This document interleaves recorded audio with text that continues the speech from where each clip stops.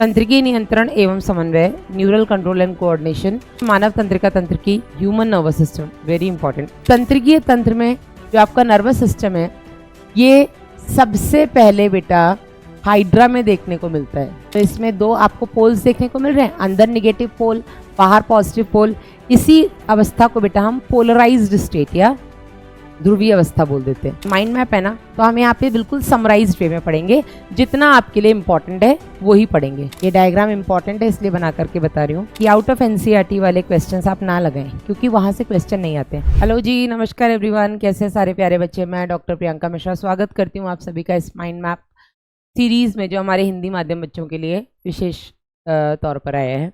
आज की क्लास में बेटा हम मानव कार्यकी का अगला अध्याय शुरू करेंगे, तंत्रिकी नियंत्रण एवं समन्वय, न्यूरल कंट्रोल एंड कोऑर्डिनेशन। यहाँ से बेटा अगर हम नीट की बात करें, नीट में इस चैप्टर का क्या इंपॉर्टेंस है, तो बेटा नीट में इस चैप्टर से आपके एक क्वेश्चन तो आएगा ही आएगा, आप दो भी मान सकते हैं, ठीक है। हालांकि कई ऐसे भी साल रहे हैं जब इस अध्याय से एक भी क्वेश्चन नहीं आया है, वो भी तब जब इसके साथ बहुत ही इंपॉर्टेंट दो और टॉपिक लगे हुए थे, मानव नेत्र और मानव कर्ण। अब हमें वो नहीं पढ़ना है। अगर आपके पास पुरानी एनसीईआरटी है तो बेटा मैं बता दूं आपको कि मानव नेत्र और मानव कर्ण आपको नहीं पढ़ना है, मेरुरज्जु यानी कि स्पाइनल कॉर्ड आपको नहीं पढ़ना है। आपको केवल और केवल मस्तिष्क तक ही पढ़ना है, मतलब मस्तिष्क पढ़ना है, उससे पहले का पढ़ना है, ठीक है। और नई एनसीईआरटी तो कोई दिक्कत ही नहीं, आपको पता है आपको कहाँ तक पढ़ना है। चलिए तो शुरू करते हैं बेटा, इस चैप्टर में क्या क्या पढ़ने वाले हैं। सबसे पहले हम बात करेंगे परिचय भाग पर, फिर हम बात करेंगे तंत्रिका तंत्र कैसा होता है किसमें, ठीक है।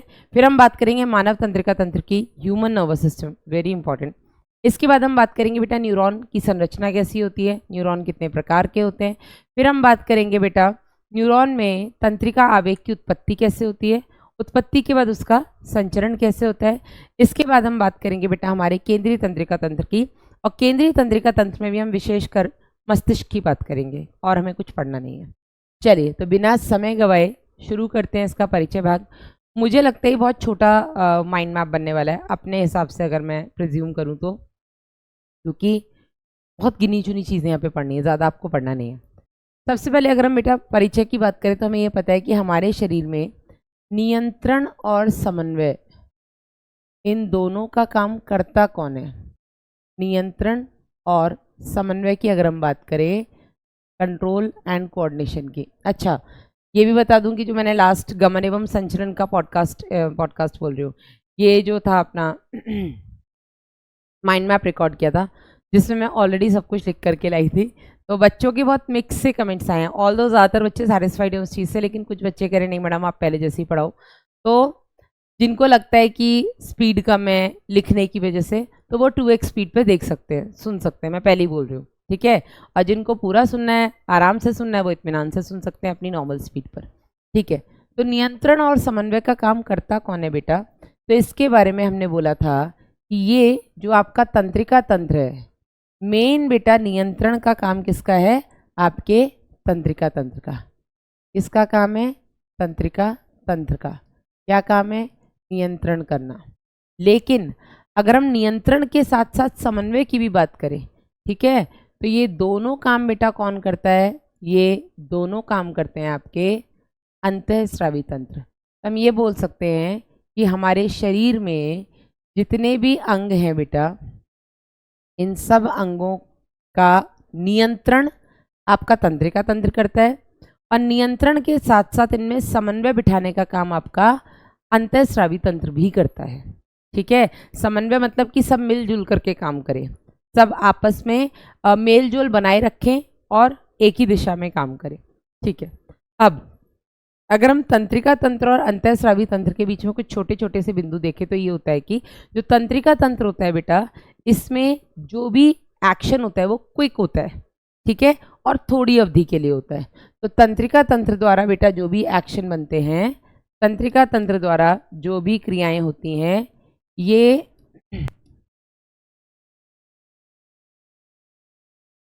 तीव्र गति से होती हैं, लेकिन कम अवधि के लिए होती है, ठीक है। जबकि अंतःस्रावी तंत्र द्वारा बेटा अगर हम बात करें, जो भी एक्शंस होते हैं अंतःस्रावी तंत्र के द्वारा, ये बेटा इन्हें होने में थोड़ा सा टाइम लगता है, अंतःस्रावी तंत्र द्वारा जो भी क्रियाएं होती हैं इन्हें ये धीमी गति से होती हैं, होने में समय लगता है, लेकिन एक बार हो गई बेटा तो ये लंबे समय तक रहेंगी। ठीक है, इनफैक्ट कुछ तो ऐसी भी क्रियाएं हैं जो एक बार हो गई तो अब वो वापस रिवर्स नहीं हो सकती। ठीक है, जैसे मैं चल के जा रही थी, पैर कांटे पर पड़ा तो पैर एकदम से पीछे आया, तो क्विक रिस्पॉन्स हुआ, किसकी वजह से? तंत्रिका तंत्र की वजह से। ठीक है, और फिर मैंने पैर आगे बढ़ा लिया देख करके। लेकिन जो आपका अंतःस्रावी तंत्र है, जो आपकी वृद्धि करा रहा है ना, इसने आपकी वृद्धि करा दी, आपकी हाइट बढ़वा दी, तो हाइट बढ़ने में समय लगा ना, और ऐसा तो है नहीं कि अब वृद्धि हार्मोन का स्राव कम हुआ था आपकी हाइट वापस से छोटी हो जाएगी, नहीं ना। तो जो भी असर रहेगा वो लंबी अवधि तक रहेगा, और कई बार तो कई ऐसे असर है जो एक ही दिशा में होते हैं, दूसरी दिशा में होते भी नहीं, जो हम आगे वाले चैप्टर में पढ़ेंगे। इसके बाद हम बात करें बेटा तंत्रिकीय तंत्र की। तो तंत्रिकीय तंत्र में जो आपका नर्वस सिस्टम है ये सबसे पहले बेटा हाइड्रा में देखने को मिलता है। ठीक है, सबसे पहले हाइड्रा जो है आपका संघ सिलेंट्रेट का, इसमें बेटा बहुत ही बेसिक टाइप के न्यूरॉन्स देखने को मिले। ठीक है, बहुत ही आधारी प्रकार के तंत्रिकाएं या न्यूरॉन्स इसमें देखने को मिली। इसके बाद बेटा जितने भी आपके अकशेरुकी है, अकशेरुकी यानी कि जितने भी आपके इनवर्टिब्रेट्स हैं, इन सभी में सरल प्रकार का तंत्रिका तंत्र होता है। ठीक है, बहुत ज़्यादा कॉम्प्लिकेटेड नहीं होता है। इनफैक्ट इनमें जो इनका तंत्रिका तंत्र होता है वो अधर भाग पे होता है। कहाँ होता है? शरीर के अधर भाग में, यानी कि ज़मीन की तरफ होता है। ठीक है, और इनके तंत्रिका तंत्र में गुच्छिकाएं होती हैं, गैंग्लियॉन्स होते हैं। मानव तंत्रिका तंत्र की अगर हम बात करें हमारी या कशेरुकियों की, ये पृष्ठ भाग में होता है और काफ़ी कॉम्प्लिकेटेड होता है।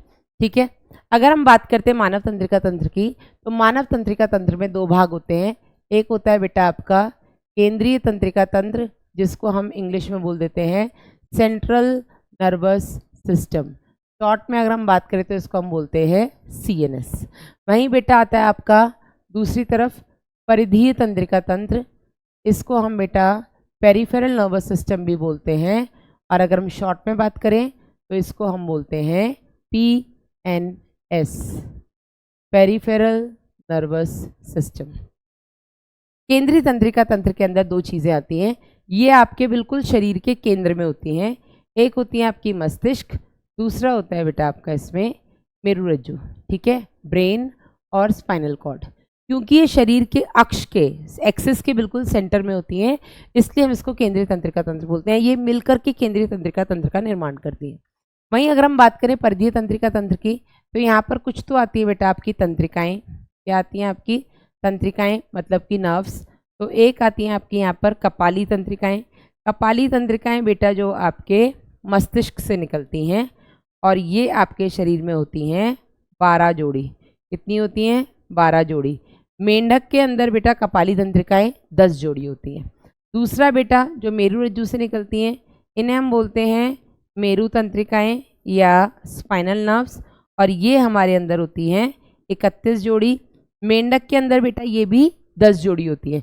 तो मेंढक हमने पढ़ा है, मेंढक हमारे सिलेबस में भी, इसलिए मैं यहाँ पे रिवाइज करवा रही हूँ कि मेंढक के अंदर कपाली तंत्रिकाएं हो या मेरु तंत्रिकाएं हो, दोनों 10-10 जोड़ी होती हैं। हमारे केस में कपाली तंत्रिकाएं 12 जोड़ी और मेरु तंत्रिकाएं 31 जोड़ी होती है। ठीक है, इसके अलावा बेटा परिधीय तंत्रिका तंत्र में आता है आपका कायिक तंत्रिका तंत्र, जिसको हम बोलते हैं सोमैटिक नर्वस सिस्टम। क्या बोलते हैं इसको हम? सोमैटिक नर्वस सिस्टम, और SNS भी बोल सकते हैं हम इसको शॉर्ट में। वहीं बेटा इसके अंदर आता है आपका स्वायत्त तंत्रिका तंत्र, जिसे हम बोलते हैं ऑटोनॉमिक नर्वस सिस्टम या ANS। ठीक है, ऑटोनॉमिक नर्वस सिस्टम। अच्छा, ऑटोनॉमिक है मतलब ये ऑटोमेटिकली काम करता है। इसमें भी दो प्रकार होते हैं, एक होता है आपका अनुकंपी तंत्रिका तंत्र, जिसे हम सिंपैथेटिक बोल देते हैं, और दूसरा आता है आपका परानुकंपी तंत्रिका तंत्र, जिसे हम पैरासिम्पैथेटिक बोलते हैं। क्या बोलते हैं? परानुकंपी तंत्रिका तंत्र या पैरासिम्पैथेटिक नर्वस सिस्टम। ठीक है, अब इनके जल्दी से हम काम देख लेते हैं। तो जो आपका कायिक तंत्रिका तंत्र होता है बेटा, अरे यार तुम जाओ, हाँ, तो जो आपका कायिक तंत्रिका तंत्र होता है, इसका काम क्या होता है? आपका कायिक तंत्रिका तंत्र बेटा जो भी आवेग हैं उनको सेंट्रल नर्वस सिस्टम से आपकी कंकाली पेशियों तक लेकर जाएगा, क्योंकि ये आपकी ऐच्छिक पेशियां हैं। ठीक है, ये आपके किसी भी मैसेज को सेंट्रल नर्वस सिस्टम से आपके जो भी कंकाली पेशियां हैं यानी जो आपकी ऐच्छिक पेशियां हैं वहाँ तक लेकर के जाएगा और वहाँ से मैसेज को सेंट्रल नर्वस सिस्टम तक। अच्छा, परिधीय मतलब जिसका काम होता है आपकी बॉडी के बाकी ऑर्गन्स को आपके सेंट्रल पार्ट से कनेक्ट करना। ठीक है, तो परिधीय तंत्रिका में जो आपका कायिक तंत्रिका तंत्र होता है ये मैसेजेस को केंद्रीय तंत्रिका तंत्र से बाकी अंगों तक, अब बाकी अंगों में भी आपकी कायिक पेशियां जहाँ जाए, नॉट अंग, जो आप जहाँ पर आपकी स्केलेटल मसल्स हैं, स्केलेटल मसल्स जो आपके अस्थियों से जुड़ी है, स्केलेटन से जुड़ी है ना, तो ये कंकाली पेशियों तक लेकर जाएगा मैसेज को और कंकाली पेशियों से सेंट्रल नर्वस सिस्टम तक लाएगा आपका कौन, कायिक तंत्रिका। वहीं अगर हम स्वायत्त की बात करें बेटा तो इसमें आपका मैसेज जो होता है ये सेंट्रल नर्वस सिस्टम से अनैच्छिक पेशियाँ, अब अनैच्छिक पेशियाँ क्या होती हैं बेटा, आपकी हृदय पेशियाँ हो गई, आपकी अंतरंग पेशियाँ हो गई, वहाँ तक मैसेज को लाने और ले जाने का काम करता है आपका स्वायत्त तंत्रिका तंत्र। ठीक है, अब लाने ले जाने का काम कैसे करता है, तो ये जो तंत्रिकाएं होती हैं बेटा ये तंत्रिकाएं दो प्रकार की होती हैं। मैं यहीं पर एक छोटा सा बॉक्स बना करके लिख देती हूँ। ये जो तंत्रिकाएं होती हैं ये तंत्रिकाएं दो प्रकार की होती हैं। कौन कौन से प्रकार की होती है, तो एक होती है बेटा आपकी संवेदी जिनको हम बोलते हैं सेंसरी न्यूरॉन्स या सेंसरी नर्व्स, दूसरी होती है बेटा आपकी चालक या प्रेरक तंत्रिकाएं, इनको हम बोलते हैं मोटर न्यूरॉन्स। ठीक है, संवेदी को हम बोलते हैं सेंसरी न्यूरॉन्स। काम क्या होता है, तो संवेदी संवेदना को ग्रहण करते हुए ऊपर ले जाती है, यानी कि ये आपके अंगों से, संवेदी अंग से मैसेज को केंद्रीय तंत्रिका तंत्र तक और चालक केंद्रीय तंत्रिका तंत्र से मैसेज को अंगों तक लेकर के जाता है। ठीक है, तो ये जो तंत्रिकाएं यहाँ पर उपस्थित होती हैं कायिक और स्वायत्त में, ये दो प्रकार की होती हैं। वो जो केंद्रीय तंत्रिका तंत्र से मैसेज को अंगों तक लेकर के जा रही हैं वो हो गई बेटा आपकी चालक या प्रेरक, और जो मैसेज को अंगों से आपकी केंद्रीय तंत्रिका तंत्र तक ले जा रही हैं वो है आपकी संवेदी। ठीक है, तो ये संवेदी अंगों से सीएनएस तक ले जा रही हैं संवेदी तंत्रिकाएं, सीएनएस से संवेदी अंगों तक ला रही हैं तो आपकी चालक तंत्रिकाएं। ये हो गया बेटा आपका मानव तंत्रिका तंत्र। अब हम बात करें न्यूरॉन की, तो ये एनसीईआरटी में आपका डायग्राम दिया हुआ है। न्यूरॉन के बेटा दो भाग होते हैं, मेनली न्यूरॉन के दो भाग होते हैं। कौन कौन से भाग होते हैं, एक तो हो गया बेटा इसका कोशिका काय, ठीक है, जिसको हम बोल देते हैं सेल बॉडी या साइटॉन या सोमा। दूसरा बेटा कोशिका काय के आसपास इससे निकले हुए प्रवर्ध। ठीक है, और इससे जो प्रवर्ध निकलते हैं जिनमें छोटे एवं कई हो सकते हैं, ठीक है, एक से ज़्यादा भी हो सकते हैं, उन प्रवर्ध को बेटा हम बोलते हैं द्रुमाक्ष या डेंड्राइट्स। ठीक है, क्या बोलते हैं इनको हम, द्रुमाक्ष या डेंड्राइट्स। वहीं बेटा ऐसे प्रवर्ध जो लंबे और केवल एक होगा, लंबे एक केवल संख्या में, इनको बेटा हम बोलते हैं तंत्रिकाक्ष या एक्सॉन। ठीक है, तो ये हो गए आपके बेटा न्यूरॉन के संरचना के दो भाग। अब ये जो बेटा कोशिका काय होती है, चित्र आपको यहाँ दिख ही रहा है, ये जो कोशिका काय होती है इसमें कुछ चीज़ें आपको जो पता होनी चाहिए कि इसके बीच में बेटा केंद्रक होता है। ठीक है, केंद्रक के आसपास वाली जगह को बेटा हम पेरी कैरियन बोलते हैं। पेरी मतलब चारों तरफ, कैरियो मतलब केंद्रक, तो इसको हम क्या बोलते हैं, पेरी कैरियन। दूसरी चीज़ बेटा इसी कोशिका काय में, ये पहला लक्षण हो गया, इसी कोशिका काय में बेटा आपके निस्सिल कण भी पाए जाते हैं। ये निस्सिल के कण बेटा आपके द्रुमाक्ष में भी पाए जाते हैं, लेकिन ये निस्सिल के कण आपके तंत्रिकाक्ष में नहीं पाए जाते। वेरी इंपॉर्टेंट, निस्सिल के कण कहाँ पाए जाते हैं, कोशिका काय और द्रुमाक्ष में, डेंड्राइट्स में और सेल बॉडी में, तंत्रिकाक्ष में नहीं पाए जाते। अब ये निस्सिल के कण किससे बनते हैं, ये आपका नीट में आ चुका क्वेश्चन है। ये जो बेटा निस्सिल के कण होते हैं ये आपके राइबोसोम के, है ना, किसके, राइबोसोम के, और राइबोसोम जिस पर उपस्थित होता है एंडोप्लाज्मिक रेटिकुलम पर, उसको हम बोलते हैं रफ एंडोप्लाज्मिक रेटिकुलम, है ना। रफ को तो रफ ही मुझे पता है। एंडोप्लाज्मिक रेटिकुलम को हम कोशिका प्रद्रवी जालिका बोलते हैं, ठीक है। अंतः कोशिका प्रद्रवी जालिका, अंतः प्रद्रवी जालिका बोलते हैं। तो जिस अंतः प्रद्रवी जालिका के ऊपर राइबोसोम उपस्थित होते हैं उसको हम रफ एंडोप्लाज्मिक रेटिकुलम बोलते हैं। इन दोनों से मिलकर के बेटा ये निसल के कण बनते हैं। अब क्योंकि इन दोनों से मिलकर बने तो राइबोसोम का काम आप सबको पता है कि राइबोसोम तो मैडम प्रोटीन बनाता है, प्रोटीन का निर्माण करता है, बिल्कुल सही बात है। तो ये भी प्रोटीन निर्माण करेंगे। मैडम कौन से प्रोटीन, छोड़ दो, नहीं समझ में आया तो छोड़ देना, लेकिन बता देती हूँ। तो जो न्यूरोट्रांसमीटर बनाने वाले एंजाइम्स होते हैं, एंजाइम्स प्रोटीन संरचना के होते हैं, तो उनका निर्माण ये करते हैं। छोड़ दो, सिर्फ आपको इतना पता होना चाहिए कि ये निसेल के कण राइबोसोम और आरईआर के बने होते हैं। डन। चलिए, अब न्यूरॉन के ना कुछ प्रकार होते हैं, तो वो न्यूरॉन के प्रकार आपको पता होने चाहिए। तो सबसे पहले आपके नीट में यहाँ से क्वेश्चन आ चुका है, जो आपके न्यूरॉन होते हैं बेटा, ये होते हैं अध्रुवीय। अध्रुवीय के अलावा बेटा कूट एक ध्रुवीय, कूट एक ध्रुवीय, स्यूडो यूनिपोलर। इसके अलावा होते हैं बेटा आपके ये एक ध्रुवीय यानी कि यूनिपोलर। ये होते हैं आपके द्विध्रुवीय यानी कि बाइपोलर, और ये होते हैं आपके बहुध्रुवीय यानी कि मल्टीपोलर, ठीक है। इनकी लोकेशन आपको पता होनी चाहिए, क्योंकि नीट में आ चुका क्वेश्चन है, इसलिए मैं यहाँ पर स्टार बना देती हूँ। लोकेशन आपको पता होनी चाहिए। तो जो आपके अध्रुवीय होते हैं, बहुत ही सिंपल प्रकार के होते हैं। इसमें ना तो बेटा ये, ठीक है, इसमें ना तो कोई तंत्रिकाक्ष है ना कोई द्रुमाक्ष है, सिर्फ एक कोशिका काय पड़ी है, ठीक है। बहुत ही बेसिक टाइप के न्यूरॉन है, जो कि सबसे पहले संघ सिलेंड्रेटा में, हाइड्रा में देखने को मिले थे। कूट एक ध्रुवीय बेटा आपको यहाँ पर ये आपका कोशिका काय हो गया, जिसमें ये न्यूरॉन आपका केंद्रक हो गया। यहाँ से एक ध्रुव निकलता है, लेकिन वो ध्रुव क्या है, क्योंकि आगे जाकर के वो दो भागों में बट जाता है, तो हम इसको एक ध्रुवीय तो बोल देते हैं, लेकिन ये वास्तविक एक ध्रुवीय नहीं दिखता है, ठीक है। हम इसको क्या बोलें, तंत्रिकाक्ष बोलें या द्रुमाक्ष। ये आगे जाकर के दो भागों में विभाजित हो गया ना। ये कहाँ मिलता है बेटा, ये आपके मेरु रज्जु के पृष्ठ मूल गुच्छिका में देखने को मिलता है, dorsal root ganglion of spinal cord, ठीक है। एक ध्रुवीय बेटा आपको भ्रूणीय अवस्था में देखने को मिलेगा, ठीक है। जब बच्चा माँ के गर्भ में होता है उस समय पर बेटा उसके जो भी न्यूरॉन्स होते हैं वो एक ध्रुवीय होते हैं, जिसमें ये कोशिका काय और ये एक लंबा सा निकल गया आपका तंत्रिकाक्ष एक्सॉन। द्विध्रुवीय की अगर हम बात करें बेटा, अच्छा, ये जो भ्रूणीय अवस्था में उपस्थित एक ध्रुवीय होता है, यही आगे जाकर के द्वि और बहुध्रुवीय बनाता है ना।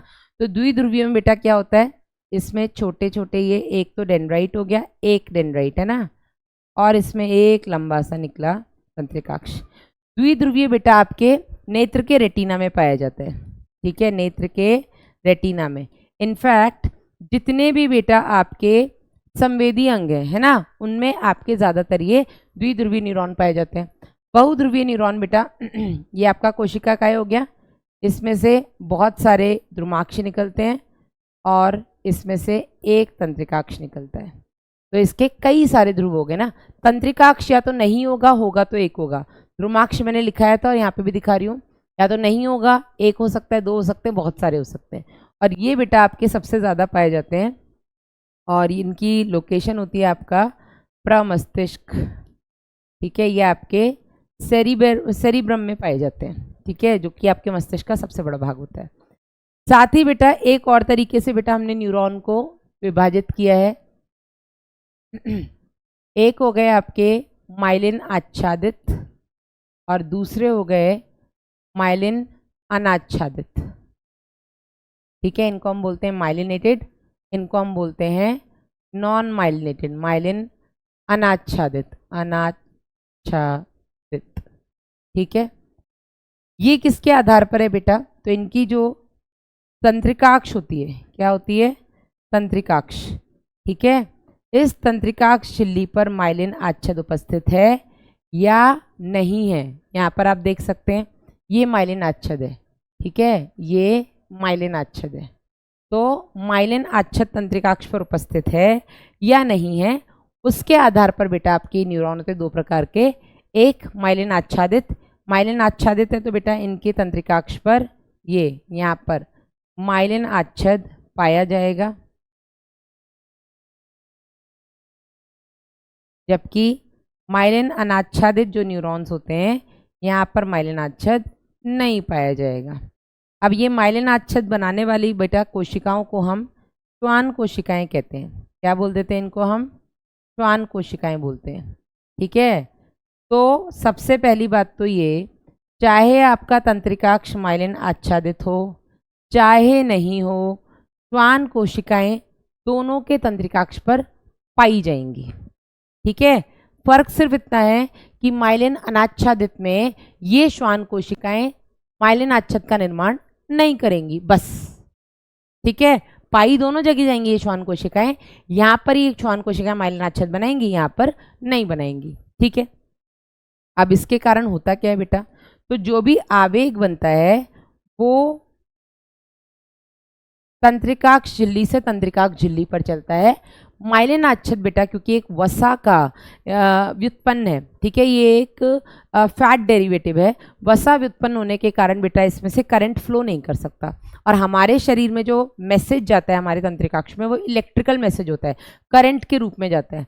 तो यहाँ पर बेटा ये वाला भाग जिसमें माइलिन आच्छद नहीं होता है इसको हम रैनवियर के नोड कहते हैं। क्या कहते हैं बेटा? इसको हम रैनवियर के नोड कहते हैं।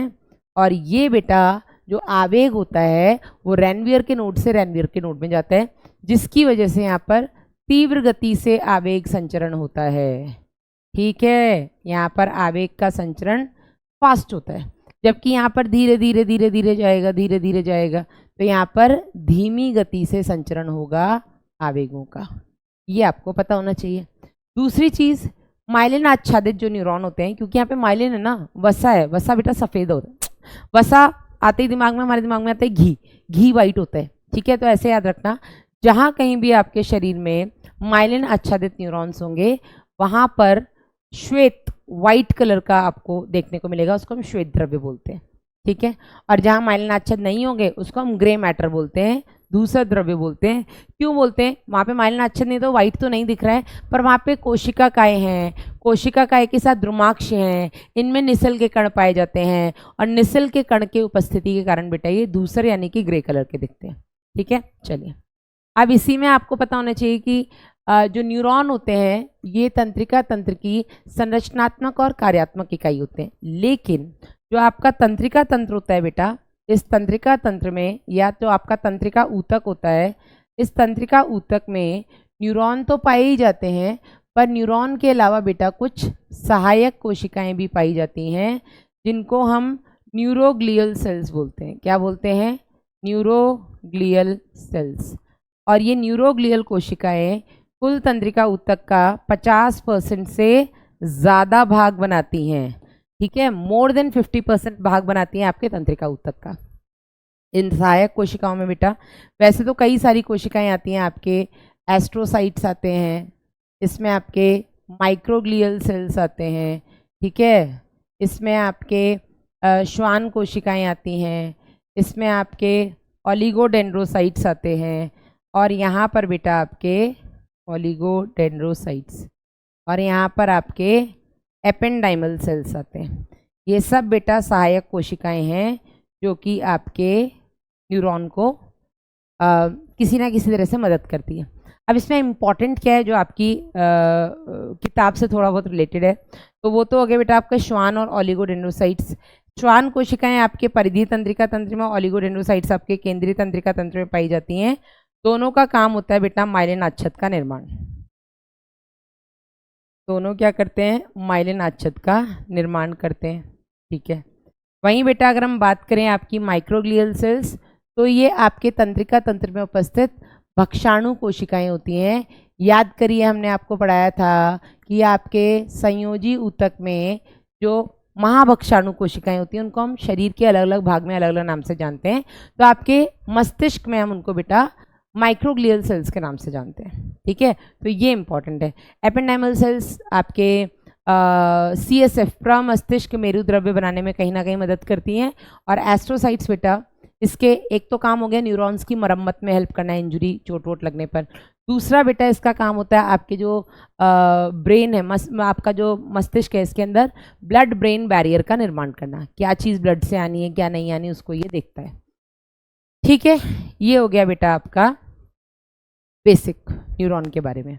यहीं पर एक चीज़ और जान लो बेटा कि जो न्यूरॉन होता है वो कभी भी विभाजन नहीं करता है पूरी अपनी ज़िंदगी में। क्यों नहीं विभाजन करता है? क्योंकि यहाँ पर सेंट्रियोल अनुपस्थित होता है, इनमें सेंट्रियोल नहीं पाए जाते। ठीक है, न्यूरॉन्स में तारक काय जो होते हैं, if I am not wrong तो सेंट्रियोल को तारक काय बोलते हैं। ठीक है, इनमें सेंट्रियोल नहीं होता जिसकी वजह से बेटा इनमें विभाजन नहीं होता। समझे? ठीक है, ये हो गया बेटा आपका बेसिक।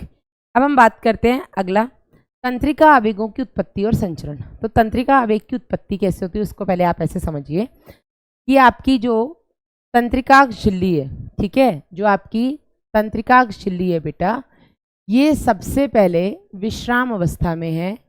इसको बेटा हम ध्रुवीकरण अवस्था बोलते हैं, पोलराइज्ड स्टेट बोलते हैं। ठीक है, इसको हम क्या बोलते हैं? ये विश्राम अवस्था में है, ध्रुवीय अवस्था में है, यानी कि पोलराइज्ड स्टेट में है।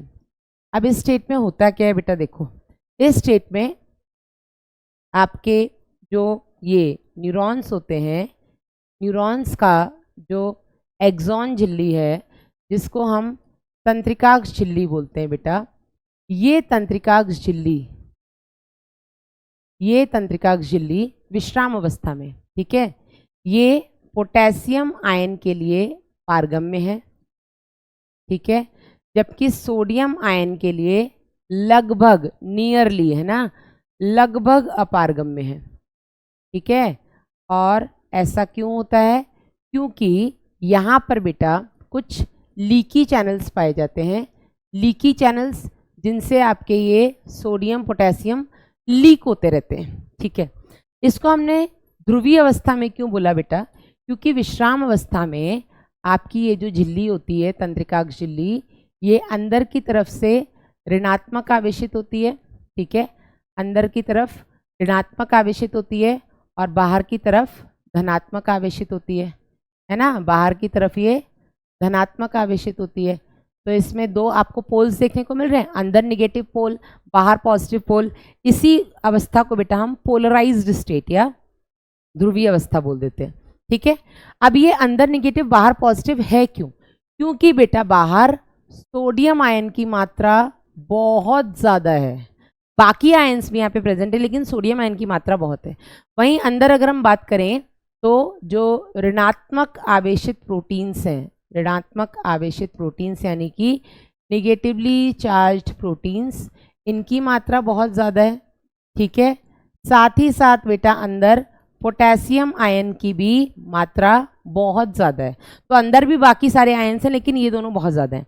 तो ऋणात्मक आवेशित प्रोटीन ज़्यादा होने के कारण अंदर बेटा ये नेगेटिवली चार्ज, और बाहर सोडियम आयन ज़्यादा होने की वजह से ही बाहर से पॉजिटिवली चार्ज होता है।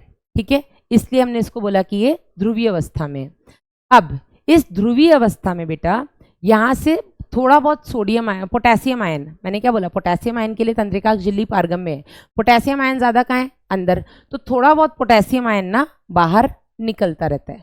ठीक है, थोड़ा बहुत पोटेशियम आयन यहाँ से लीक होता रहता है क्योंकि यहाँ पे ये लीकी चैनल्स हैं। अभी देखो मैं उतना डिटेल में नहीं पढ़ाऊंगी, माइंड मैप है ना, तो हम यहाँ पे बिल्कुल समराइज्ड वे में पढ़ेंगे, जितना आपके लिए इंपॉर्टेंट है वो ही पढ़ेंगे। तो आपका पहला क्वेश्चन यहाँ से यही आता है कि ध्रुवीय अवस्था में तंत्रिकाग्र झिल्ली पारगम्य होती है किसके लिए? तो पोटेशियम आयन के लिए ज़्यादा पारगम्य होती है और सोडियम आयन के लिए लगभग अपारगम्य होती है। मतलब थोड़ा बहुत सोडियम भी अंदर आ जा रहा है लेकिन लगभग अपारगम्य। ठीक है, पहली चीज़ ये आपका नीट में आ चुका क्वेश्चन है। ठीक है, विश्राम अवस्था में जो तंत्रिकाग्र झिल्ली होती है वो पोटेशियम आयन के लिए पारगम्य और सोडियम आयन के लिए लगभग अपारगम्य होती है। इसी विश्राम अवस्था में बेटा यहाँ पर कुछ चैनल्स चल रहे होते हैं जिनको, या पंप चल रहे होते हैं जिनको हम बोलते हैं सोडियम पोटेशियम पंप। ठीक है, जो कि 2 पोटेशियम को अंदर और 3 सोडियम को बाहर लाते हैं। तो सोडियम पोटेशियम पंप यहाँ पर चल रहे हैं। ये क्या कर रहे हैं? ये 3 सोडियम आयन को बाहर निकाल रहे हैं, बदले में 2 पोटेशियम आयन को अंदर ला रहे हैं। ठीक है, पर हमने इनको पंप क्यों बोला? पंप इसलिए क्योंकि बेटा ये एक एक्टिव ट्रांसपोर्ट हो रहा है।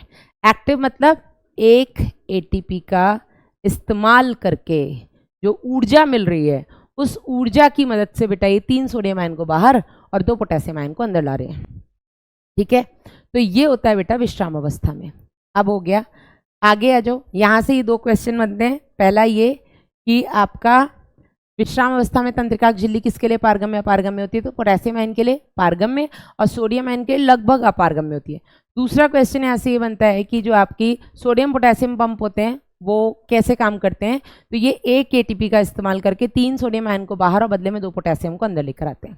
फिर आती है आपकी दूसरी अवस्था जिसको हम बोलते हैं विध्रुवण अवस्था या डीपोलराइज्ड स्टेट। ठीक है, इसको हम बोलते हैं विध्रुवण अवस्था या डीपोलराइज्ड स्टेट। विध्रुवण अवस्था में क्या होता है बेटा, देखो विध्रुवण अवस्था में एक स्टिमुलस आने के कारण, एक उद्दीपन आने के कारण जो यहाँ पर voltage gated sodium ion channels होते हैं, वोल्टेज गेटेड जो एक विशिष्ट वोल्ट पर खुलते हैं। मैं यहाँ पे वोल्टेज का खेल आपको नहीं पढ़ाऊंगी, वो डिटेल में हमने पढ़ा है लेक्चर में, माइंड मैप है ना एनसीईआरटी। तो विध्रुवण अवस्था में क्या होता है बेटा, यहाँ पर आपके voltage gated sodium ion channels खुल जाते हैं। तो यहाँ पर आपके वोल्टेज गेटेड सोडियम आयन के जो दरवाजे हैं वो खुल जाते हैं, जिसके कारण बेटा बाहर सोडियम ज़्यादा है ना, तो खूब सारी मात्रा में एकदम से सोडियम आयन अंदर आएगा। ठीक है, एकदम से सोडियम आयन जो होता है वो इन वोल्टेज गेटेड चैनल से अंदर आता है। ठीक है, तो सोडियम आयन अंदर आने की वजह से बेटा अंदर सोडियम आयन की मात्रा ज़्यादा हो जाएगी और बाहर सोडियम आयन की मात्रा कम। इस अवस्था में बेटा ये अंदर की तरफ से धनात्मक आवेशित और बाहर की तरफ ये ऋणात्मक आवेशित हो जाएगा। ठीक है, अंदर धनात्मक और बाहर ऋणात्मक आवेशित हो जाएगा। इसको हम बोलते हैं विध्रुवण होना, पोल्स वेरी कर जाना। ठीक है, तो विध्रुवण अवस्था में क्या होता है, voltage gated sodium ion channels खुल जाते हैं, जिसके चलते सोडियम अपनी अधिक सांद्रता से कम सांद्रता बाहर से अंदर एकदम तेजी से भागता है, जिसकी वजह से अंदर पॉजिटिव और बाहर नेगेटिव हो जाता है। ठीक है, इसको हम बोलते हैं क्रिया विभव की उत्पत्ति। इसको हम क्या बोलते हैं, क्रिया विभव उत्पन्न होना। ठीक है, क्रिया विभव उत्पन्न होना मतलब एक एक्शन पोटेंशियल की उत्पत्ति।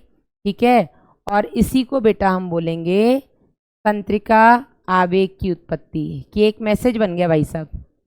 ठीक है, आवेग की उत्पत्ति हो गई। ठीक है, ये होता है आपके विध्रुवण अवस्था में।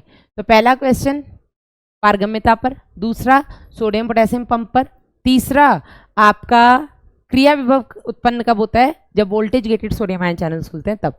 ठीक है, इसके बाद बेटा अगला पॉइंट है आपका तीसरी अवस्था आती है, और इस तीसरी अवस्था को हम बोलते हैं पुनः ध्रुवण अवस्था, रीपोलराइजेशन स्टेट। पुनः ध्रुवण अवस्था या रीपोलराइज्ड स्टेट। ठीक है, वापस से अंदर नेगेटिव और बाहर पॉजिटिव होना। ये क्यों होगा उस पर भी हम बात कर लेते हैं।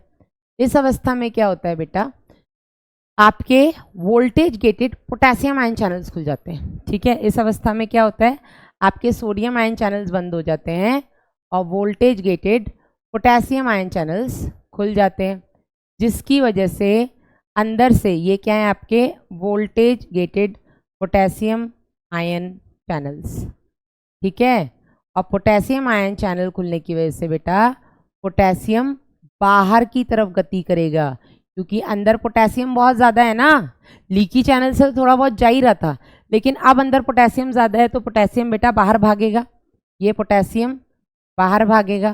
ठीक है, पोटेशियम बाहर निकल जाएगा, जिसकी वजह से बेटा अंदर से अगर पॉजिटिव चार्ज बाहर जाएगा तो अंदर वापस से कैसा हो जाएगा नेगेटिव, और बाहर वापस से कैसा हो जाएगा पॉजिटिव।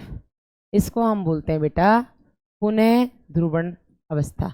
बस आपको ये पता होना चाहिए किस अवस्था में कौन सा दरवाज़ा खुला है कौन सा बंद है। ये आपके क्वेश्चंस हो गए। ठीक है, 1 2 3 और पुनः ध्रुवण अवस्था में क्या हो रहा है 4। अब अगला क्वेश्चन बेटा यहाँ पर आपका आता है की उत्पत्ति तो हो गई, आवेग की उत्पत्ति कब हुई? जब voltage gated sodium ion channels खुले तब। अब इसका संचरण कैसे होगा? तो पहले तो तंत्रिकाक्ष में संचरण कैसे होगा? तो ये बेटा हमने एक तंत्रिकाक्ष झिल्ली ले ली है, जिसको हम 3 भागों में विभाजित कर दे रहे हैं। ठीक है, इसको हम 3 भागों में विभाजित कर देते हैं। तो इसमें बेटा आपका इन तीनों भाग को हम लिखते हैं ए बी सी। ठीक है, आवेग की उत्पत्ति होती है यहाँ पर, कहाँ पर? ए भाग में आवेग की उत्पत्ति हुई, जिसकी वजह से ये अंदर कैसा हो गया? धनात्मक। ठीक है, और बाहर कैसा है? ऋणात्मक। लेकिन बाकी के भाग अभी भी विश्राम अवस्था में है, तो अंदर से ये ऋणात्मक और बाहर से ये धनात्मक आवेशित है, क्योंकि अभी ये विश्राम अवस्था में है।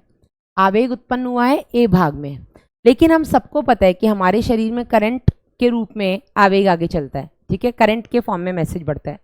तो यहाँ पर बेटा जब करंट का गति किस दिशा में होती है? जैसा आप लोगों ने पढ़ा होगा, इलेक्ट्रॉन निगेटिवली चार्ज है, निगेटिव से पॉजिटिव की तरफ जाता है, तो आपका करंट के जो बहाव की दिशा होती है वो इलेक्ट्रॉन की बहाव की दिशा से बिल्कुल विपरीत होती है। तो अगर इलेक्ट्रॉन आपका नेगेटिव से पॉजिटिव दिशा में गति करता है, मतलब करंट आपका पॉजिटिव से नेगेटिव जाएगा, मतलब करंट आपका यहाँ जाएगा, तो पॉजिटिव से नेगेटिव की तरफ जाएगा, जिसकी वजह से बेटा जो आपका ये है तंत्रिकाक्ष झिल्ली, वापस से हम इसको 3 भागों में विभाजित करते हैं ए बी सी, तो जिसकी वजह से जो आपका ए वाला भाग है वो वापस से अंदर ऋणात्मक हो जाएगा, करंट बी भाग में आ जाएगा, और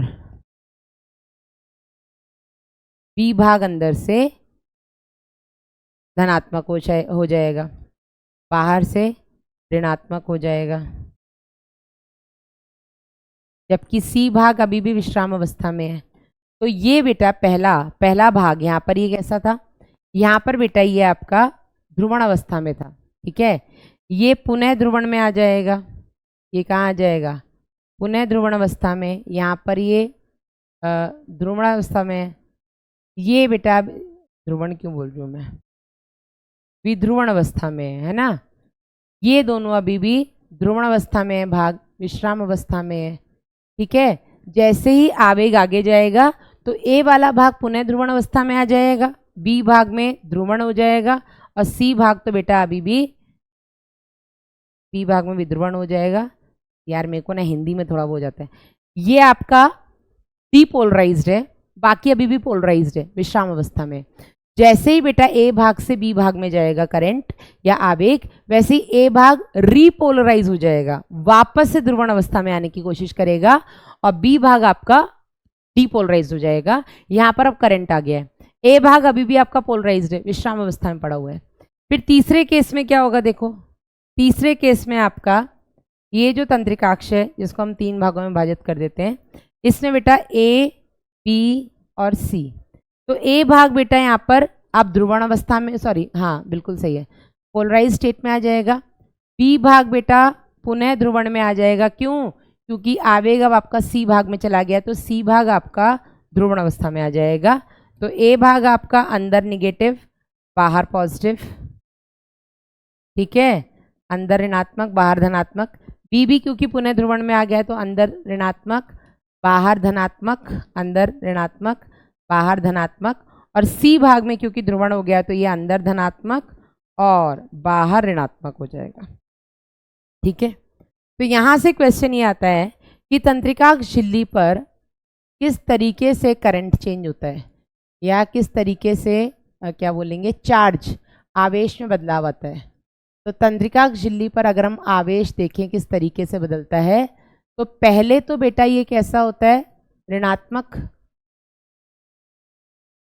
निगेटिव। निगेटिव क्यों? क्योंकि विश्राम अवस्था में। ये तो मैंने आने के बाद, करंट आने के बाद बताया। इससे पहले की कंडीशन भी अगर आपको दिखा दे तो ऐसी होगी। ठीक है, पहले ये पूरा का पूरा विश्राम अवस्था में रहेगा ना, तो ए बी सी कैसा होगा? पहले पूरा का पूरा ही अंदर ऋणात्मक आवेशित और बाहर धनात्मक आवेशित रहेगा। ठीक है, क्योंकि ये विश्राम अवस्था में है, तो ये पूरा का पूरा आपका पोलराइज्ड स्टेट में है, यानी कि ध्रुवण अवस्था में है। ठीक है, तो पहले ही अंदर कैसा था? निगेटिव। उसके बाद बेटा जैसे ही विध्रुवण होगा फिर ये कैसा हो जाएगा, धनात्मक यानी कि पॉजिटिव, और उसके बाद फिर से ये कैसा हो जाएगा, नेगेटिव। तो तंत्रिकाग्र झिल्ली के किसी भी एक भाग में किस तरीके से आवेश का बदलाव होता है, तो फर्स्ट नेगेटिव, ध्रुवण होने के बाद पॉजिटिव, और पुनः ध्रुवण के बाद वापस से नेगेटिव। समझ में आया कि नहीं? ठीक है, तो ये भी आपका नीट में आ चुका क्वेश्चन है। डन। विश्राम अवस्था में बेटा जब ये तंत्रिकाग्र झिल्ली यहाँ पर नॉर्मल कुछ भी मतलब ऐसा आवेग उत्पन्न नहीं हुआ था, उस समय पर बेटा ये जो तंत्रिकाग्र झिल्ली है, ये तंत्रिकाग्र झिल्ली हमने क्या बोला, पोटेशियम आयन के लिए पारगम्य है, सोडियम के लिए लगभग अपारगम्य है।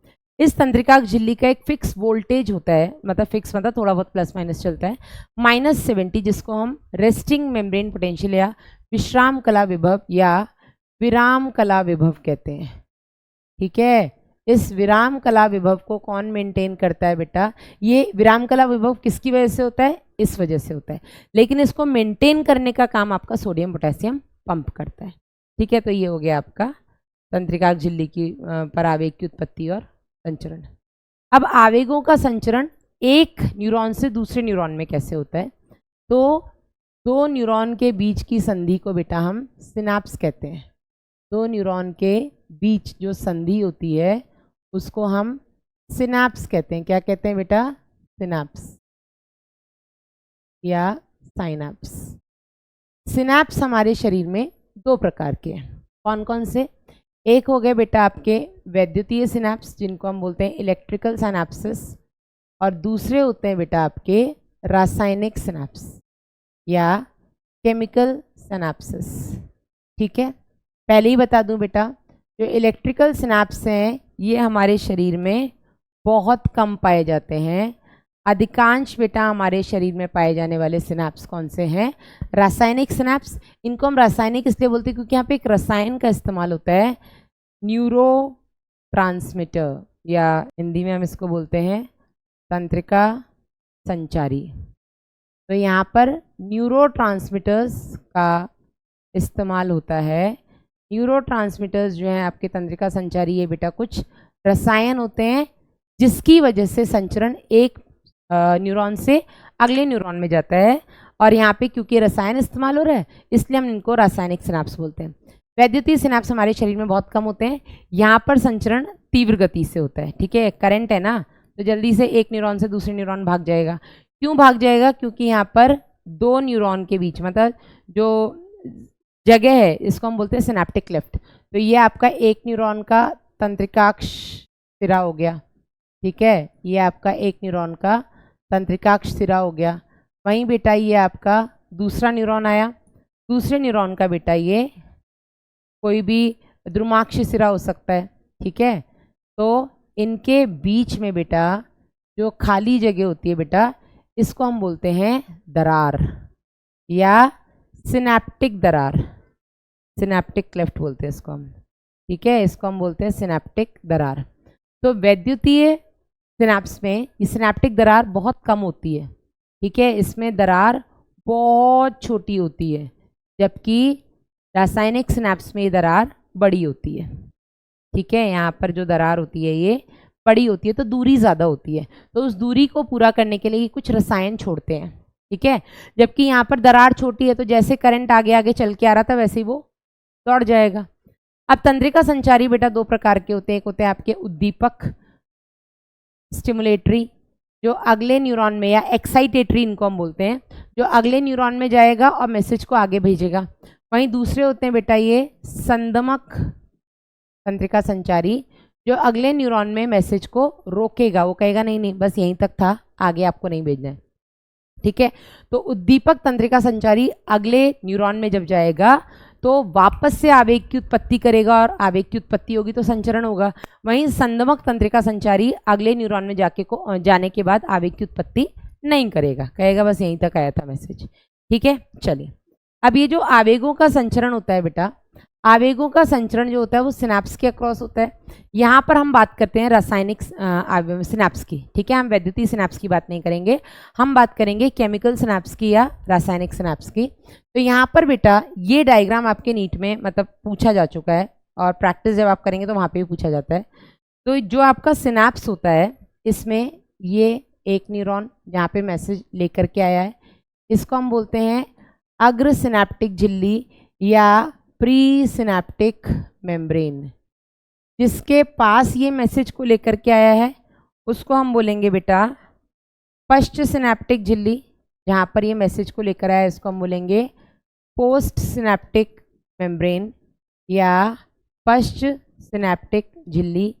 और इन दोनों के बीच में बेटा जो खाली जगह होती है इसको हम बोलते हैं सिनैप्टिक दरार या सिनैप्टिक क्लेफ्ट। तो सिनैप्स ये तीनों चीज़ों से मिलकर के बनता है। सिनैप्स में एक अग्र सिनैप्टिक झिल्ली होती है, सिनैप्टिक दरार होती है, फिर पश्च सिनैप्टिक झिल्ली होती है। यहाँ पर बेटा इसके अंदर कुछ पुटिकाएँ पाई जाती हैं। ये जो आपकी सिनैप्टिक पुटिकाएँ हैं, सिनैप्टिक वेसाइकल्स हैं बेटा, इनके अंदर एक केमिकल पाया जाता है। इसी केमिकल को हम क्या बोलते हैं? तंत्रिका संचारी या न्यूरोट्रांसमीटर्स। ये डायग्राम इंपॉर्टेंट है इसलिए बना करके बता रही हूँ। ये तंत्रिका संचारी जब बेटा यहाँ बाहर निकलेंगे तो यहाँ पर बेटा इनके कुछ ग्राही पाए जाते हैं। हर तंत्रिका संचारी का विशिष्ट ग्राही है, ऐसा नहीं कि कोई भी तंत्रिका संचारी किसी भी ग्राही से जाके जुड़ जाएगा ना। तो पश्च सिनैप्टिक झिल्ली पर ग्राही उपस्थित होते हैं। अग्र सिनैप्टिक झिल्ली के अंदर जो आपकी वो तंत्रिकाक्ष सिरा है उसमें बेटा सिनैप्टिक पुटिकाएं होती है जिसके अंदर तंत्रिका संचारी पाया जाता है।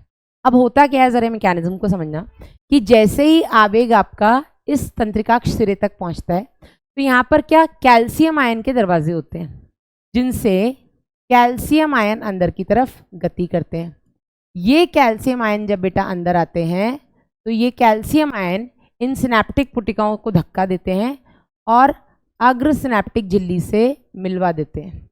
ठीक है, जैसे ही बेटा ये अग्र सिनैप्टिक झिल्ली से मिलते हैं ये पुटिकाएं फट जाती हैं और जो भी तंत्रिका संचारी है बेटा वो तंत्रिका संचारी इन दरारों में मुक्त हो जाता है और यहाँ से जाकर के पश्च सिनैप्टिक झिल्ली पर उपस्थित अपने विशिष्ट ग्राही से जुड़ता है और जो भी इसका मैसेज है वो अगले न्यूरॉन तक लेकर के जाता है। वापस से बोल देती हूँ, जैसे ही आपका जो आवेग उत्पन्न हुआ है तंत्रिकाक्ष में वो तंत्रिकाक्ष सिरे पे आता है तो यहाँ पर voltage gated calcium ion channels खुलते हैं जिसके चलते कैल्शियम आयन इन पुटिकाओं के अंदर आता है और मतलब इस सिरे के अंदर आता है जो इन सिनैप्टिक पुटिकाओं को धक्का दे करके अग्र सिनैप्टिक झिल्ली से मिलवा देता है। जैसे ही ये पुटिकाएं अग्र सिनैप्टिक झिल्ली से मिलती हैं फट जाती हैं और इनके अंदर उपस्थित जो तंत्रिका संचारी हैं वो दरार में मुक्त हो जाते हैं और दरार से तैरते तैरते ये अपनी पश्च सिनैप्टिक झिल्ली पर उपस्थित अपने ग्राही से जुड़ते हैं और आवेग को आगे भेजना है तो भेजते हैं, नहीं तो वहीं रोक देते हैं। ठीक है, अगला बेटा हेडिंग है केंद्रीय तंत्रिका तंत्र। तो मैंने आपको बोला था कि केंद्रीय तंत्रिका तंत्र में दो चीज़ें आती हैं, एक आता है आपका मस्तिष्क और दूसरा आता है आपका मेरुरज्जु, इसको हम बोलेंगे ब्रेन, और दूसरा आता है बेटा आपका मेरुरज्जु जिसे हम बोलते हैं स्पाइनल कॉर्ड। ठीक है, फोकस हमें किस पर करना है? हमें फोकस करना है केवल और केवल अपने ब्रेन पर। ठीक है, तो मस्तिष्क हमें पढ़ना है, मेरु हमें पढ़ना नहीं है। तो सबसे पहली बात तो बेटा मस्तिष्क जो होता है ये आपका कपाल, एक अस्थिर संरचना कपाल के अंदर ये सुरक्षित रहता है। ठीक है, तो मस्तिष्क जो होता है बेटा ये कपाल में सुरक्षित रहता है। ठीक है, अस्थि का बना हुआ कपाल में स्थित होता है और मस्तिष्क और कपाल के बीच में ये आपका हो गया मस्तिष्क।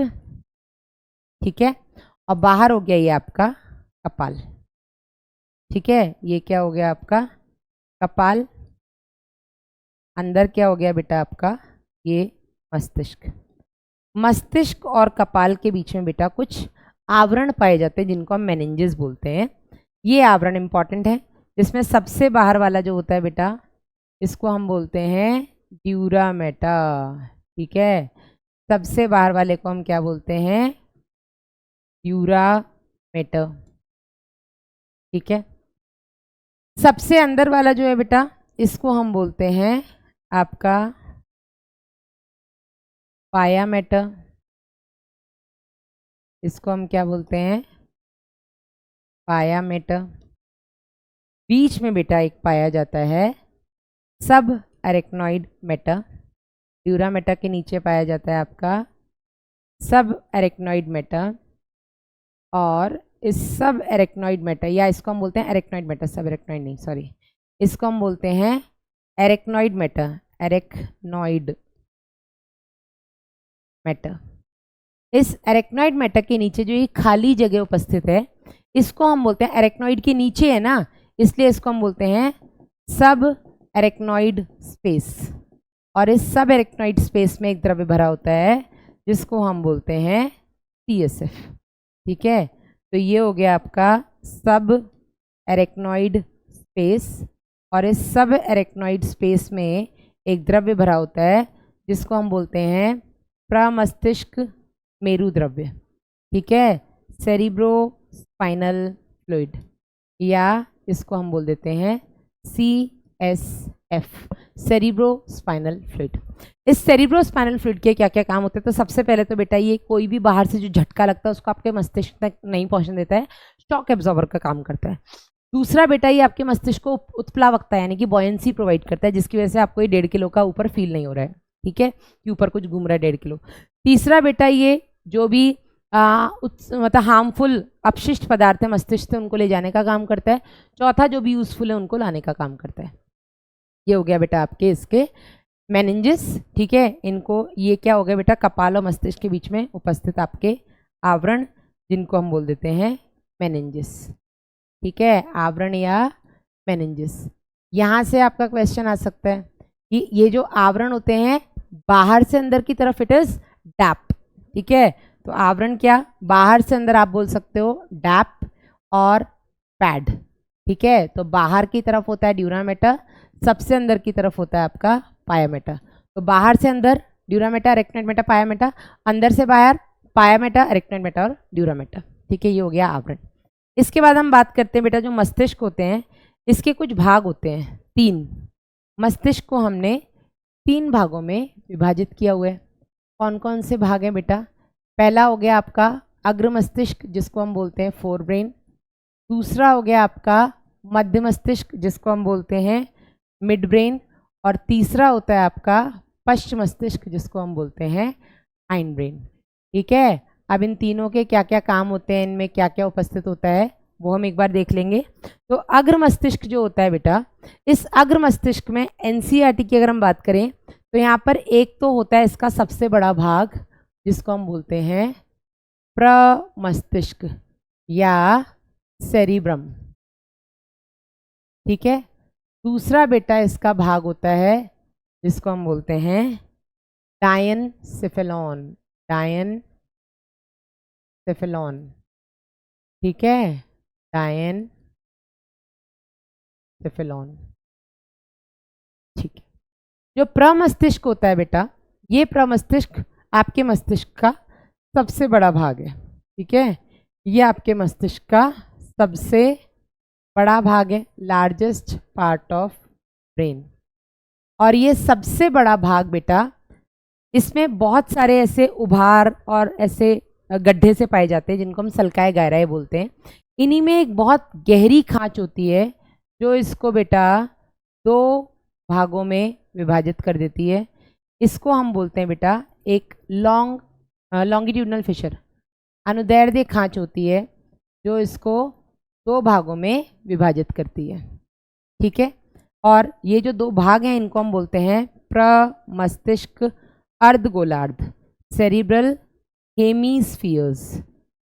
ये जो बेटा प्रमस्तिष्क अर्धगोलार्ध हैं, ये दोनों आपस में एक नर्व फाइबर्स के बैंड से, तंत्रिका तंतुओं के एक पट्टे से आपस में जुड़े हुए होते हैं और इसको हम बोलते हैं कॉर्पस कैलोसम।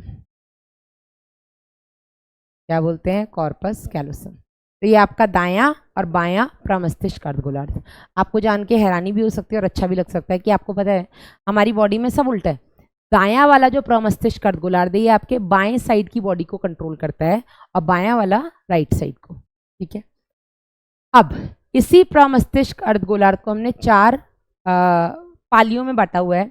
आपकी फ्रंटल पाली, पैराइटल पाली, टेम्पोरल पाली और आपकी ये ऑक्सीपिटल पाली। नीट एनसीईआरटी में नहीं है। आपको यहाँ पर ये पता होना चाहिए कि ये जो आपका प्रमस्तिष्क अर्धगोलार्ध है इसमें 3 तरीके के केंद्र होते हैं। एक होते हैं संवेदी केंद्र जिनको हम बोलते हैं सेंसरी एरियाज, एक होते हैं चालक केंद्र जिनको हम बोलते हैं मोटर एरियाज या प्रेरक, ठीक है, इनको हम बोल देते हैं मोटर एरियाज, ये हो गए आपके सेंसरी एरियाज। और एक होते हैं आपके सहभागी क्षेत्र जिनको हम बोलते हैं एसोसिएशन एरियाज, ठीक है, ये हो गए आपके एसोसिएशन एरियाज। अब सेंसरी का काम क्या होता है बेटा, आपके शरीर से जो भी मतलब मैसेज हैं, आपके जो अंग हैं उनसे जो भी मैसेज आ रहे हैं उनको रिसीव करना। और चालक का काम होता है अंगों तक मैसेज को भेजना, जो हमने पीछे देखा था न्यूरॉन्स के काम है। एसोसिएशन एरियाज के 3 काम होते हैं जो कि बहुत इंपॉर्टेंट है। सबसे पहला स्मृति, ये आपकी मेमोरी के लिए रिस्पॉन्सिबल है। दूसरा बेटा ये आपके कम्युनिकेशन, मुझे हिंदी इसकी नहीं अभी पता है, ठीक है, कम्युनिकेशन आपके बातचीत करने का तरीका और कनेक्ट करने का तरीका। तीसरा बेटा ये इंटर सेंसरी एसोसिएशन, अलग अलग जो आपके संवेदी भाग हैं उनको आपस में ये कनेक्ट करने का काम करता है। जैसे एक हमारा संवेदी भाग है देखना, ठीक है, आई अपना संवेदी अंग है, कान सुनते हैं, ठीक है, तो हम देख भी रहे हैं और सुन भी रहे हैं। क्या देख रहे हैं क्या सुन रहे हैं उनको आपस में रिलेट करना भी बेटा, 2 संवेदी भाग हो गए ना, देखना और सुनना, उनको आपस में रिलेट करने का काम भी आपके इसी सहभागी क्षेत्र का होता है, ठीक है। ये हो गया आपका प्रमस्तिष्क अर्धगोलार्ध। डायनसिफ्लिन की बेटा अगर हम बात करें तो इसमें एक होता है आपका ये थैलेमस, इसको हम बोलते हैं थैलेमस। थैलेमस की जो छत है, इस छत को हम बोलते हैं एपीथैलेमस। और इसकी बेटा ये जो ज़मीन है, इस ज़मीन को हम बोलते हैं हाइपोथैलेमस। तो सबसे पहले तो बेटा थैलेमस का क्या काम होता है आप थैलेमस समझ लो। थैलेमस एक तरीके से रिले सेंटर है। रिले सेंटर मतलब ये वो भाग है जहाँ से कोई भी मैसेज होकर के गुजरेगा। वो मैसेज जो आपका संवेदी है, जो अंगों से आपके सीएनएस तक जा रहा है, ठीक है, ये भी आपके थैलेमस से होकर के गुजरेगा। और जो आपके सीएनएस से अंगों तक जा रहा है, ठीक है, सीएनएस से अंगों तक जा रहा है, वो भी बेटा तंत्रिकाएं आपकी थैलेमस से होके गुजरेंगी। तो अंगों से सीएनएस तक कौन लेकर के जाएंगी, संवेदी तंत्रिकाएं। सीएनएस से अंगों तक कौन लेकर जाएंगी, चालक या प्रेरक तंत्रिकाएं। तो ये सभी तंत्रिकाएं थैलेमस से होते हुए गुजरती है। तो थैलेमस एक तरीके से रिले सेंटर है कि मुझे रिपोर्ट करके ही तुम आगे जाओगे, मुझे रिपोर्ट करके ही बाहर निकलोगे, ठीक है। तो ये हो गया आपका थैलेमस। हाइपोथैलेमस की अगर बात करें बेटा, हाइपोथैलेमस एक बहुत ही इंपॉर्टेंट अंग है आपका। हाइपोथैलेमस में आपका भूख का केंद्र, ठीक है, प्यास का केंद्र, आपके शरीर में ताप नियमन का केंद्र, ये बेटा हाइपोथैलेमस ही करता है। भूख लग रही है, प्यास लग रही है, टेम्परेचर रेगुलेशन होना है सर्दी में गर्मी में, ये सब बेटा आपका हाइपोथैलेमस करता है। और ये बहुत इंपॉर्टेंट है, मैं यहाँ पर स्टार बना रही हूँ। अब आपके इसी अग्र मस्तिष्क में एक होता है लिम्बिक तंत्र, ठीक है, क्या होता है लिम्बिक तंत्र। अब लिम्बिक तंत्र क्या होता है बेटा, आपका जो प्रमस्तिष्क अर्धगोलार्ध है ये बाहर की तरफ बेटा ना कैसा होता है आपका धूसर होता है। बाहर की तरफ ये आपका धूसर द्रव्य होता है, ग्रे मैटर होता है, ठीक है। ग्रे मैटर क्यों होगा, क्योंकि यहाँ पे निसल के कण हैं, यहाँ पर कोशिका काय हैं, यहाँ पर द्रुमाक्ष हैं। निसल के कण कहाँ कहाँ होते हैं, कोशिका काय और द्रुमाक्ष में। अंदर की तरफ वाला जो भाग होता है बेटा इसका, ये बाहर की तरफ है तो दूसरा द्रव्य हो गया, ठीक है। और अंदर की तरफ वाला इसका जो भाग होता है बेटा वो होता है आपका व्हाइट मैटर, यानी कि श्वेत द्रव्य। अंदर की तरफ वाला भाग कैसा होता है इसका, श्वेत द्रव्य, ठीक है। श्वेत द्रव्य क्यों होगा, क्योंकि यहाँ पे माइलिन आच्छादित तंत्रिकाक्ष पाए जाएंगे, ठीक है। अब ये जो बेटा आपका श्वेत द्रव्य है केंद्र में, इस श्वेत द्रव्य में कहीं कहीं धूसर द्रव्य भी पाया जाता है, ऐसे कुछ पालियों के रूप में।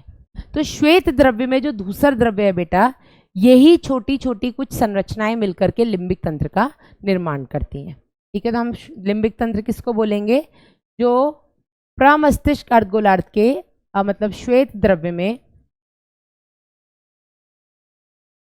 धूसर द्रव्य की संरचनाएं, धूसर द्रव्य की से बनी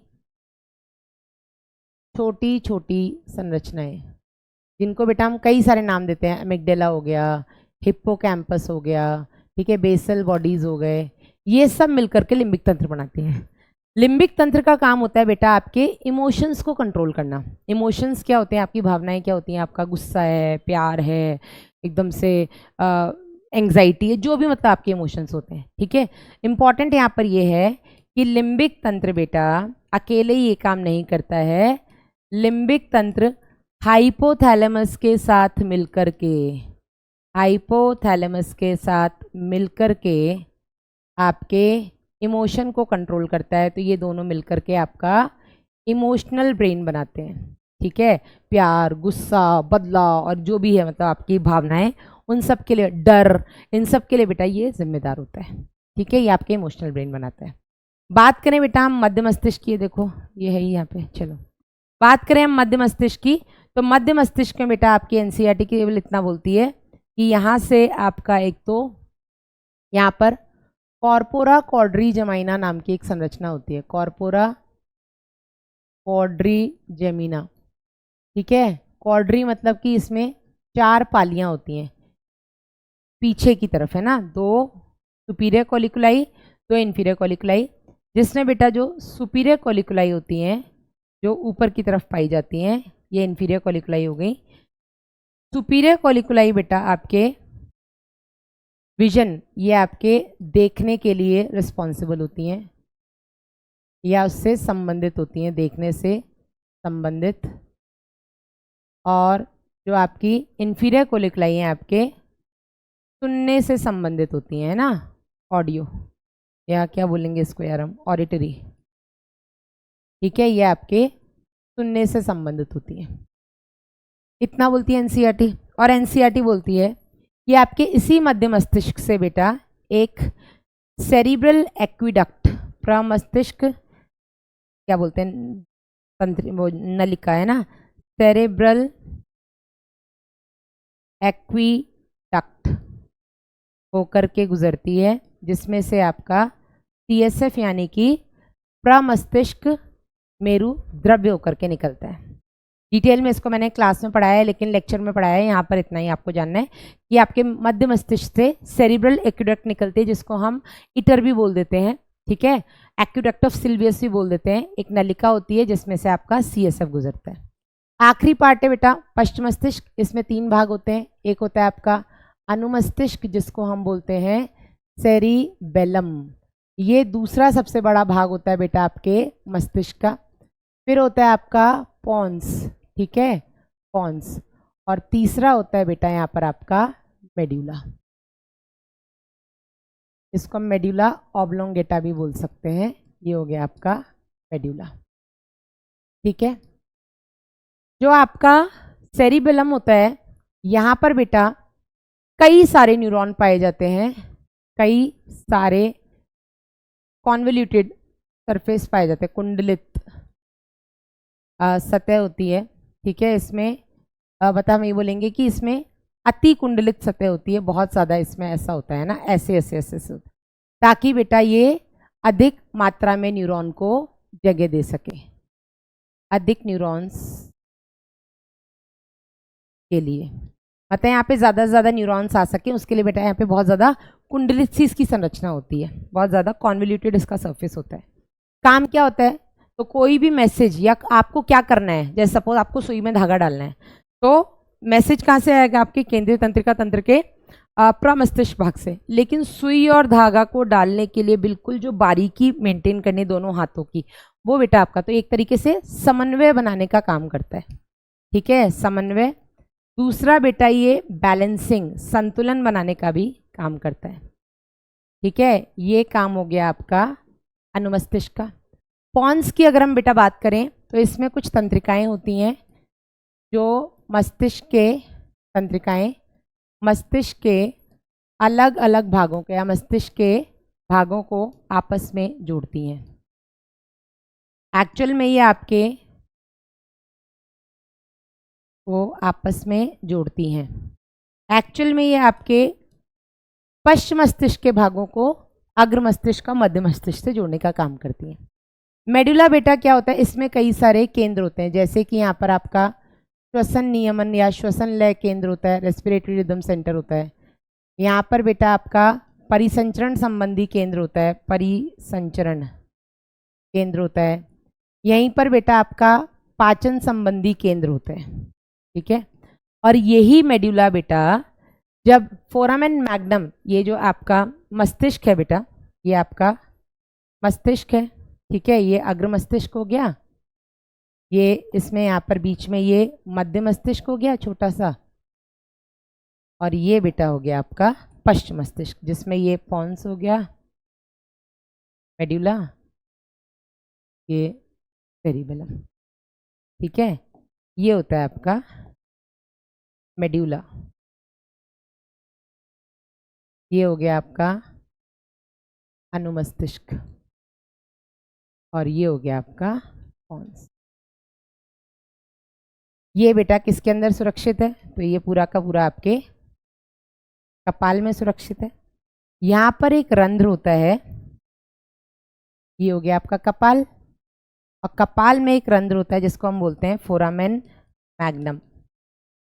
इस फोरामेन मैग्नम से जैसे ही ये मेडुला बाहर आती है, अच्छा इसको हम मेडुला यहाँ ना लिख करके, रुको है ना, मेडुला आप यहाँ लिखिएगा, ये हो गया मेडुला।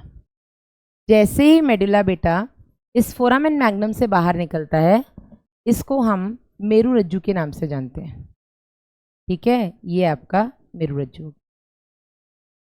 एक चीज और हम यहीं पर स्टार बना के लिख लेते हैं, और वो ये कि आपका मध्य मस्तिष्क यानी कि मिड ब्रेन, आपके पॉन्स और मेड्यूला तीनों बेटा ये मिलकर के आपका मस्तिष्क स्तंभ बनाते हैं, यानी कि ब्रेन स्टेम बनाते हैं। क्या बनाते हैं ये तीनों मिलकर के? आपका ब्रेन स्टेम। अब इस ब्रेन स्टेम का काम क्या होता है बेटा?